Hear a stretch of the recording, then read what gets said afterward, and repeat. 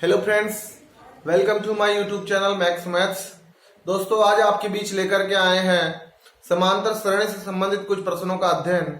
इससे पहले भी हमने समांतर सरणी से संबंधित कुछ वीडियोस आपके साथ शेयर किए हैं, उनका लिंक आपको डिस्क्रिप्शन में दिया गया है।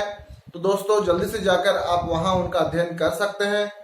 उनके आगे की कुछ प्रश्नों का अध्ययन हम आज करने वाले हैं। तो आइए शुरू करते हैं। दोस्तों, प्रश्न संख्या 5.2 प्रश्नावली का 5वां क्वेश्चन हम आज यहाँ हल करने वाले हैं।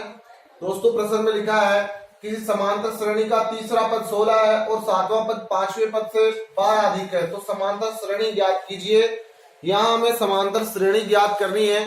और दोस्तों, आपको ज्ञात हो समांतर श्रेणी ज्ञात करनी है तो आपके पास ए और डी के मान होने जरूरी है। अगर आपके पास ए और डी के मान हो जाते हैं तो आप समांतर श्रेणी के जितने आप चाहे उतने पद ज्ञात कर सकते हैं, पर यहाँ आप कम से कम 4 पद लिख करके समांतर श्रेणी दर्शा सकते हैं। तो दोस्तों, प्रश्न में लिखे अनुसार यहाँ लिखा है तीसरा पद 16 है, तो हम जानते हैं कि तीसरे पद को a3 लिखा जाता है और a3 बराबर 16 है। दोस्तों, a3 को हम a+2d भी लिखते हैं, बराबर 16 लिखा हुआ है। इसे आप समीकरण नंबर 1 देंगे।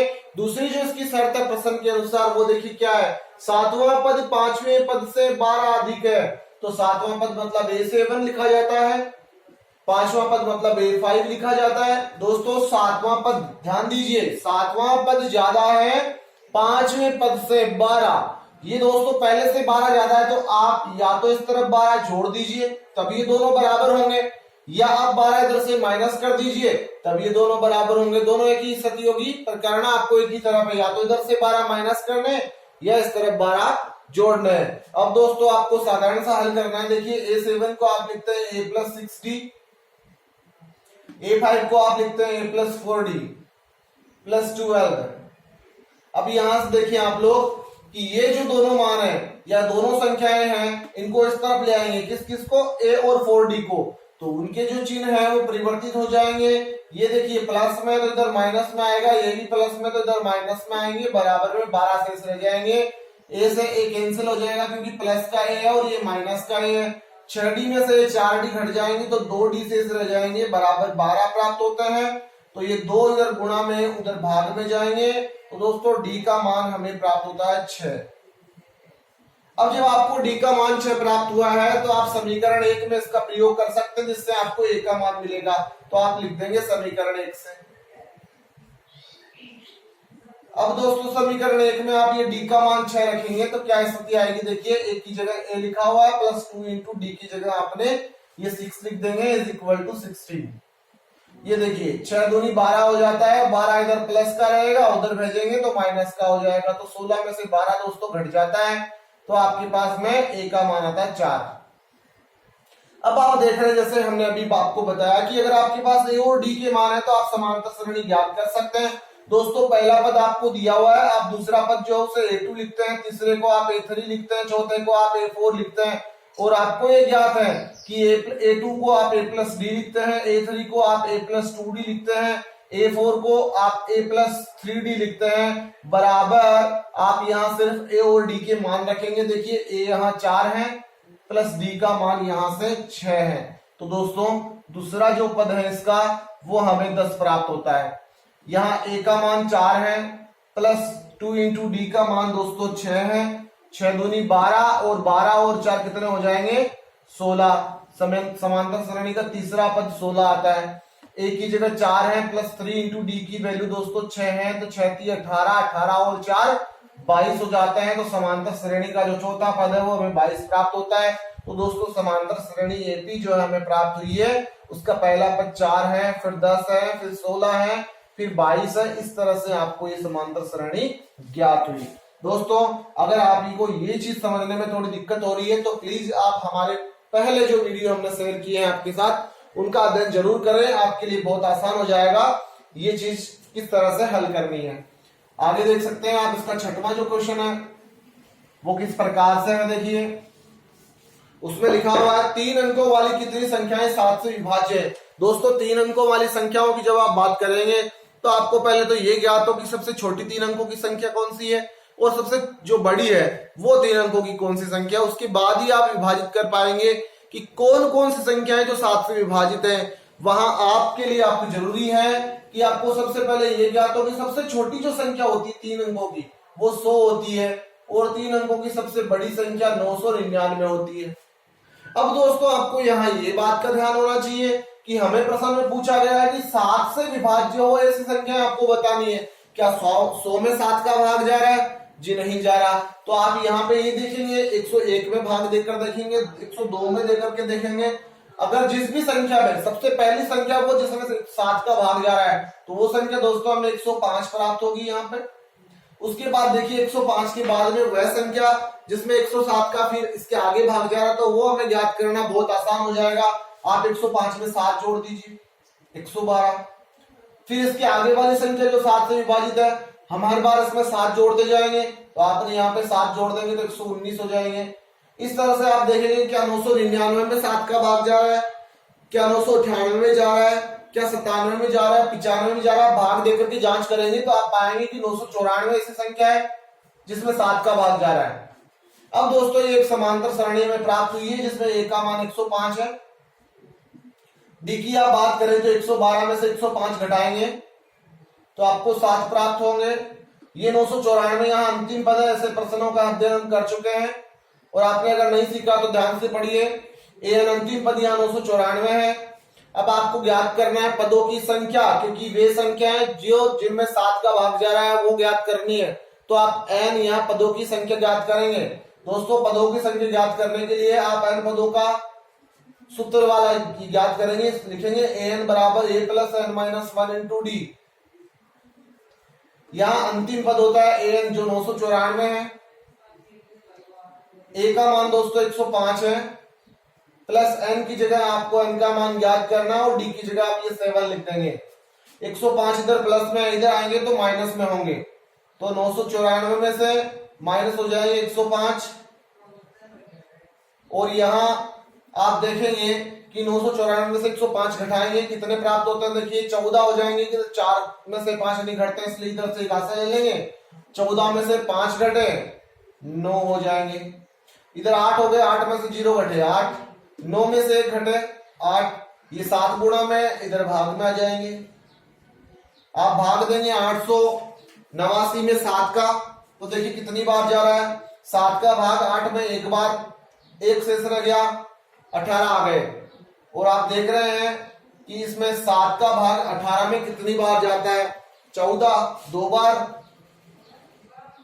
तो 18 में से 14 घट जाएंगे तो 4 शेष रह जाएंगे और ये 9 आगे वाली संख्या लिख ली जाएगी। 7 का भाग 49 में 7 बार जाता है तो 127 यहाँ प्राप्त होता है। ये माइनस का एक इधर प्लस का हो जाएगा तो n बराबर यहाँ हमें प्राप्त होता है 128। तो आपका आंसर यही होगा कि 3 अंकों की 128 संख्या ऐसी होगी जो 7 से विभाजित होती है। दोस्तों इसके अतिरिक्त आप इसके आगे वाले प्रश्न को अगर जानना चाहेंगे तो देखिए क्या होगा। अगला प्रश्न लिखा है समांतर श्रेणी 10 7 4 10 7 4 और आगे लिखा है -62 जो इसका अंतिम पद है का अंतिम से 11वां पद, अंतिम से 11वां पद। देखिए दोस्तों ध्यान से समझिए प्रश्न को। ये जो प्रश्न दिए गए हैं समांतर श्रेणी 10 7 4 और आगे लिखा है अंतिम पद -62, इसका अंतिम पद से 11वां पद ज्ञात करना है। तो पहले आपको ये ज्ञात हो कि इसका अंतिम पद क्या होगा, उसके बाद आप आसानी से ज्ञात कर पाएंगे कि अंतिम से 11वां पद इसका कौन सा होगा। तो आइए शुरू करते हैं। यहां आप एक ही बात करेंगे तो 10 होगा। दी दोस्तों 7 में से आप 10 को घटाएंगे तो माइनस के 3 प्राप्त होंगे और ये -62 यहाँ अंतिम पद है। अब आप देख सकते हैं पहले तो आपको n ज्ञात करना होगा। इस समांतर श्रेणी में अंतिम से 11वां पद ज्ञात करना तो पहले तो ये ज्ञात हो कि इसमें कितने पद हैं। इसके लिए आप an वाला फॉर्मूला लगाएंगे। an यहाँ -62 है, a का मान 10 है, n ज्ञात करेंगे और d का मान -3 है। दोस्तों 10 यहाँ प्लस में इधर माइनस में आएंगे तो माइनस के 62 और माइनस के 10 माइनस के 72 हो जाएंगे और वो 3 गुणा में है। इधर भाग में आएंगे तो माइनस के 3 अपने चिन्ह के साथ आएंगे, माइनस माइनस प्लस हो जाएगा, 3 से 72 कट जाएंगे और कितनी बार कटेंगे देखिए 3 से 2 बार, 1 शेष रह गया, 12 हो गए तो 4 बार, 24 बार कट रहे हैं 72 3 से, ये माइनस का एक इधर प्लस का हो जाएगा, तो n का मान आता है 25। दोस्तों इस समांतर श्रेणी में टोटल 25 पद हैं। अब आप ये देखें कि ये जो 25 पद हैं आपको ज्ञात क्या करना है, अंतिम से 11वां पद।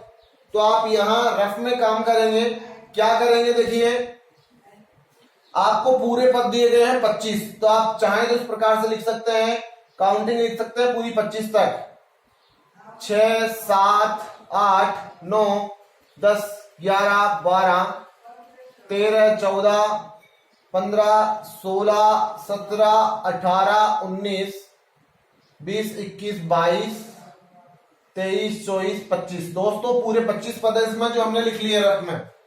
अब आपको ये जानना है कि अंतिम से 11वां पद कौन सा होगा, तो आप अंतिम से काउंट कर देखिए 11, 1 2 3 4 5 6 7 8 9 10 और ये 11। आप देख सकते हैं अंतिम से 11वां पद जो है वो प्रथम शुरू से 15वां पद है। तो आप यहां लिखेंगे अंतिम से 11वां पद बराबर A15, क्योंकि प्रथम शुरू से 1 2 3 से लेकर के आप देखते हैं तो शुरू से 15 पद है, वहां 15वां पद जो है वो अंतिम से 11वां पद है। और आपको आप जानते हैं कि 15वां पद आप किस प्रकार से ज्ञात करते हैं, A+14D से। A का मान कितना आपके पास में 10 है, +14 गुना D का मान जो हमें -3 प्राप्त हुआ है, यहां प्राप्त होंगे माइनस के 42 में से 10 घट जाएंगे क्योंकि माइनस की संख्या ज्यादा है। तो आप पाते हैं कि -32 यहां वो पद आता है जो इस समांतर श्रेणी का अंतिम पद से 11वां पद होगा। तो ये था दोस्तों इसका प्रश्न संख्या 7। अब आप देखेंगे कि इसके आगे वाला जो प्रश्न है, प्रश्न संख्या 8, वो इसी के जैसा एक प्रश्न है, संख्याएं बदल दी गई है उसमें। तो देखिए किस प्रकार से है वो, समांतर श्रेणी 1 4 7 10 और इसमें अंतिम पद 88 है। इसने लिखा अंतिम से 12वां पद। देखिए यहां हमें अंतिम से 12वां पद ज्ञात करना है, तो किस प्रकार से ज्ञात करेंगे, वही फॉर्मूला रहेगा अपने पास में। ए का मान यहाँ 1 है, डी की आप बात करें तो 4 में से 1 घट जाएगा तो 3 यहाँ डी आता है, अंतिम पद यहाँ पे 88 है। आप एन का मान ज्ञात कर रहे हैं तो यहाँ एन वाला फॉर्मूला लगेगा A+n-1 इंटू डी। दोस्तों एन का मान 88 है, ए यहाँ 1 है और डी का मान 3 है जो हमने अभी ज्ञात किया। देखिए ये एक इधर प्लस में इधर आएगा माइनस में होगा, 88 में से 1 घट जाएगा तो दोस्तों 87 रह जाएंगे। वो 3 इधर गुणा में जब इधर आएंगे तो भाग में आएंगे। तो आप देख रहे हैं कि 3 का भाग 87 में कितनी बार जाता है, तो 8 3 से 2 बार विभाजित होते हैं, 2 शेष रह जाते हैं और 27 में 3 का भाग 9 बार जाता है। ये माइनस का एक इधर प्लस का हो जाएगा। n बराबर 28 पद है इसमें, समांतर श्रेणी में 28 पद है, अंतिम पद इसमें 28वां है। आपको ज्ञात करना है 28वें पद से 12वां पद।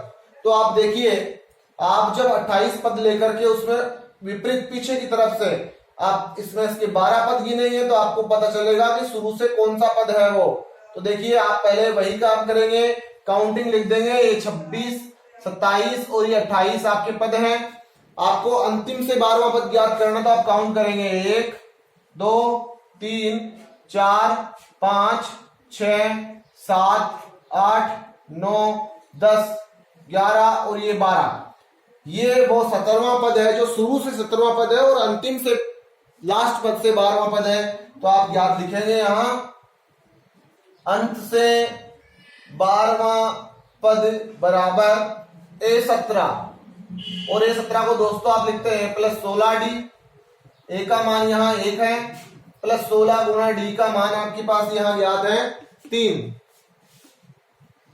1 का 1 हो जाएगा, 16 दूनी 26, 16 × 48 और 48 और 1 49 हो जाते हैं।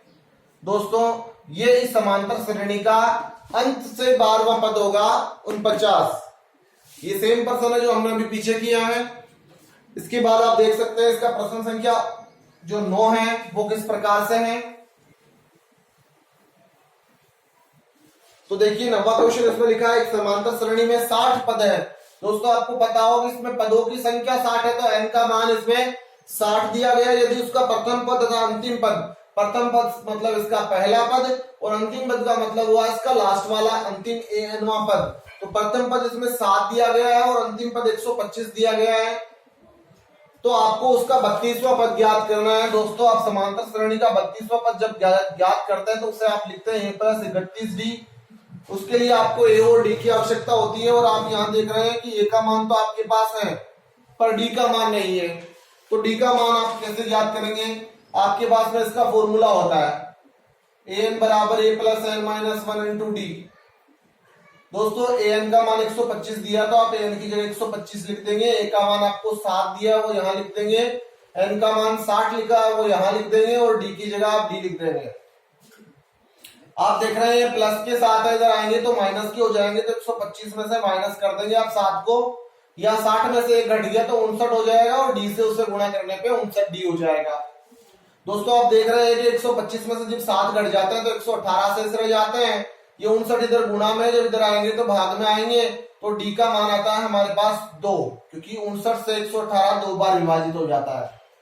अब आप देख सकते हैं हमें 32वां पद याद करना था, हमने आपको बताया a और d की आवश्यकता है, जो मान आपके पास में आ चुके हैं। तो आप a की जगह क्या लिखेंगे 7 प्लस 31, d की जगह जो हमें प्राप्त हुआ है 2, 7 प्लस 31 को आप 2 से गुणा करेंगे तो 62 होंगे और 62 को आप 7 में जोड़ देंगे तो दोस्तों 69 हमें प्राप्त होगा, जो इस समांतर श्रेणी का 32वां पद है। ये दोस्तों इसकी प्रश्न संख्या 9 है और आप देख सकते हैं 5.2 का जो अंतिम 10वां प्रश्न है वो किस प्रकार से है। आप 10वें प्रश्न को हल करने के लिए आपको ज्ञात हो कि आप संख्याओं का क्रम जानेंगे। जैसे प्रश्न में लिखा कि 4 संख्याएं समांतर श्रेणी में यदि संख्याओं का योग 50 है तथा सबसे बड़ी संख्या सबसे छोटी संख्या की 4 गुनी है तो संख्याएं ज्ञात करो। तो दोस्तों आपको ज्ञात हो कि संख्याएं आपको पूछी जाएगी 3, 4 या 5, ज्यादा भी आपको पूछी जाती है तो हम आपको बताएंगे किस प्रकार से लिखेंगे, लेकिन मैक्सिमम आपको 4 अथवा 5 संख्याएं पूछी जाती है प्रश्नों में। अगर आपको 6 पूछी जाएगी तो हम आपको बताएंगे किस प्रकार से आप लिखेंगे। दोस्तों अगर आपको 3 संख्याएं पूछी जाती है तो आप यहां से शुरू करेंगे। देखिए जब आपको विषम संख्या पूछी जाती है तो आप a से लिखेंगे और उसके बाद आप दोनों तरफ संख्याएं लिखेंगे, एक तरफ a प्लस डी और एक तरफ a माइनस डी। ध्यान दें आपको 3 पूछी है तो आप इस प्रकार से 3 संख्याएं लेंगे। अगर आपको विषम संख्या 5 पूछी हो तो आप क्या लिखेंगे? देखिए a को आप ये लिखेंगे, इस तरफ आप ये a प्लस डी लिखेंगे, इस तरफ आप a माइनस डी लिखेंगे। इसके बाद देखिए आपको विषम संख्या पूछी गई है तो आप सम को लेते हुए चलेंगे, मतलब आप लिखेंगे a प्लस 2d और इस तरफ आप लिखेंगे a माइनस 2d। अगर यही संख्या आपको 7 पूछ ली जाती है तो आप क्या करने वाले हैं? ये तो संख्याएं होगी 5 तो होगी यही, और यहाँ आप लिख देंगे a प्लस 4d और यहाँ लिख देंगे आप a माइनस 4d, 7 हो जाएगी। दोस्तों यहाँ आपको 4 संख्याएं अगर पूछी है तो आप किस प्रकार से लिखेंगे? आप ये a नहीं लेंगे, आप यहाँ से शुरू करेंगे a minus D, a plus D. ये लेने के बाद जैसे आपको 4 संख्याएं पूछी है तो आप यहाँ पहले देखिए विषम हो तो आप सम लेते हैं, अगर आपको सम दिया हुआ तो आप विषम लेते हुए चलेंगे तो a प्लस 3d और इधर लेके चलेंगे a माइनस 3d। दोस्तों ज्ञात हो अगर आपके पास में यही संख्या 6 हो जाती कि समांतर श्रेणी में 6 संख्याएं हैं तो आप ज्ञात कीजिए जो आपको शर्त दी होती है। तो 6 संख्याएं किस प्रकार से लेंगे?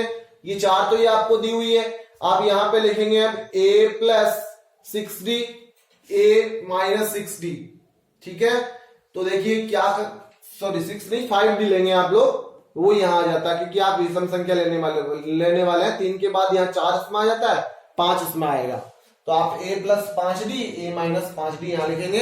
अभी आपका जो वर्तमान प्रश्न है वो इस प्रकार से है कि 4 संख्याएं आपको समांतर श्रेणी में दी गई है तो आप वो चारों संख्याएं लेंगे कि प्रथम 4 संख्याएं जो आपको दी गई है वो माना a minus D, a minus 3d, a minus D, a plus D और a प्लस 3d दी हुई है। तो प्रश्न में लिखा है कि जो 4 संख्याएं हैं उनका योग 50 है। तो दोस्तों योग 50 है मतलब आप इन चारों को जोड़ने वाले हैं। तो प्रथम जो शर्त है उसमें लिखा हुआ a minus 3d plus a minus D plus a plus D plus a plus 3d बराबर 50 दिया हुआ है क्योंकि इन सबका योग 50 है। अब आप इन्हें हल करेंगे। देखिए यहां आप देख रहे हैं ये 3d और एक माइनस का d, तो इन्हें आप जोड़ते हैं तो माइनस के 4d हो जाते हैं, और ये 3d और ये 1d जो प्लस के हैं तो प्लस के 4d, तो माइनस के जो अंक है वो प्लस वाले से कट जाएंगे, क्योंकि प्लस के 4d हो रहा है और माइनस के 4d, और यहां देखेंगे 1a 2a 3a और 4a, तो 4a हमें प्राप्त होता है बराबर 50। 4 इधर से गुणा में इधर भाग में आ जाएंगे, तो a का मान जो हमें प्राप्त होता है वो होता है 25/2। ये समांतर सरणी में a ज्ञात होता है। इसकी दूसरी जो शर्त है वो क्या है, देखिए कि सबसे बड़ी संख्या, तो सबसे बड़ी संख्या यहाँ पे a+3d है और सबसे छोटी संख्या a-3d है। तो प्रश्न में लिखा सबसे बड़ी संख्या सबसे छोटी संख्या की 4 गुनी है, तो a+3d जो है वो 4 गुनी है a-3d की, तो आप इधर 4 से गुणा कर देंगे तो अब ये दोनों जो है वो बराबर हो जाएंगे, क्योंकि ये इसकी 4 गुनी है तो इधर 4 से गुणा कर दिया, दोनों बराबर होगी। a+3d, ये 4 अंदर गुणा होगा तो 4a माइनस 4 गुणा 3 12d हो जाएगा। ये माइनस के 12d है, इधर भेजेंगे प्लस में हो जाएंगे, तो 3d + 12d, ये 4a माइनस a, यहां देख रहे हैं 12 और 3 15d होते हैं, और 4a में से 1 घट जाएगा तो 3a रह जाएंगे। अब आप दोस्तों क्या करेंगे, देखिए यहां से समीकरण 1 ये है, इससे आप 2 दे दीजिए और आप लिखेंगे समीकरण 1 और 2 से, समीकरण 1 में 2 से, तो देखिए ये 1 में जो a का मान है वो आप यहां रखेंगे, तो आपके पास इस तरफ दिया हुआ 15d बराबर 3 गुणा a का मान देखिए कितना है 25/2, ये 15 के 15 25 गुणा 3 हो जाएंगे 75d 75/2 सॉरी। अब आप ये 15 गुणा में से इस तरफ ले आएंगे तो 15 जब इधर भाग में आ जाएंगे, क्योंकि वो उस तरफ गुणा में 15 से 75 5 बार घट जाते हैं, तो d का मान 5/2 आ जाता है। दोस्तों a आ गया आपके पास में और d आ गया। आपने ये समांतर सरणी के पद माने थे, तो आपका पहला पद है a-3d, a की जगह आप क्या लिखने वाले हैं 25/2, -3 गुणा d की जगह आप लिखेंगे 5/2। देखिए ये 25/2 माइनस ये 5 गुणा 3 हो जाएंगे 15/2, इनके लघुत्तम आते हैं 2, तो 25 में से 15 घट जाएंगे, 25 में से जब 15 घट जाता है तो 10 रह जाता है, 10/2 का मतलब हुआ 5। तो समांतर श्रेणी का जो प्रथम पद है वो 5 हुआ। दूसरा पद है a-d, a का मान आपको दिया हुआ 25/2, d का मान दिया हुआ 5/2, लघुत्तम इनके 2 आएंगे, 25 में से 5 घट जाएंगे 20 रह जाएंगे, 20 में 2 का भाग जाता है 10 बार, ये समांतर श्रेणी का दूसरा पद आ जाता है। इसी तरह से आप a+d करते हैं दोस्तों, तो 25/2 प्लस 5/2 ये हो जाएंगे 30/2, और 15 इसका तीसरा पद आ जाता है। इसी प्रकार से इसका चौथा पद आ जाएगा, देख सकते हैं 5 10 15 और 20 इसका अगला पद आ जाएगा, अगर आप यहाँ a और d में मान रखेंगे। तो ये है दोस्तों समांतर सरणी के कुछ प्रश्न। आज के लिए दोस्तों इतना ही। अगर आपको हमारे द्वारा दी गई जानकारी से आप संतुष्ट हैं, आप अगर कुछ सीख पा रहे हैं, तो प्लीज वीडियो को लाइक करें, और अगर आप हमारे चैनल पर नए हैं तो प्लीज चैनल को सब्सक्राइब करें। आपको कक्षा 10 से संबंधित गणित विषय की पूरी जानकारी यहाँ मिलेगी। अगर आपको किसी प्रकार के कोई प्रश्न में, किसी एक्सरसाइज में दिक्कत हो तो आप कमेंट बॉक्स में कमेंट जरूर करें, आपको उसका पूरा सुझाव दिया जाएगा। धन्यवाद।